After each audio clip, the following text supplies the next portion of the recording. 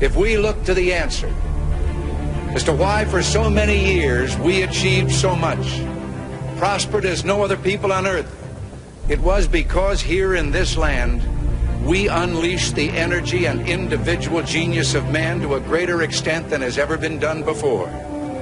Freedom and the dignity of the individual have been more available and assured here than in any other place on earth. The price for this freedom at times has been high, but we have never been unwilling to pay that price. Those who say that we're in a time when there are no heroes, they just don't know where to look. The sloping hills of Arlington National Cemetery, with its row upon row of simple white markers bearing crosses or stars of David, they add up to only a tiny fraction of the price that has been paid for our freedom. Each one of those markers is a monument to the kind of hero I spoke of earlier.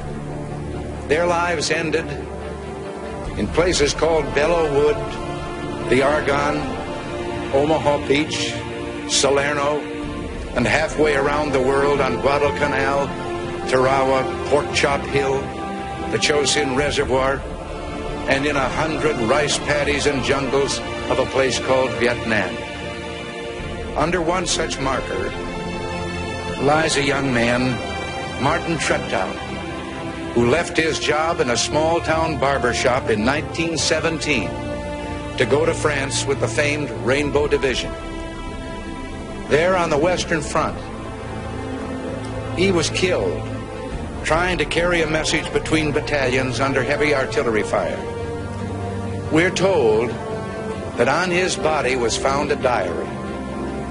On the flyleaf, under the heading, My Pledge, he had written these words: America must win this war.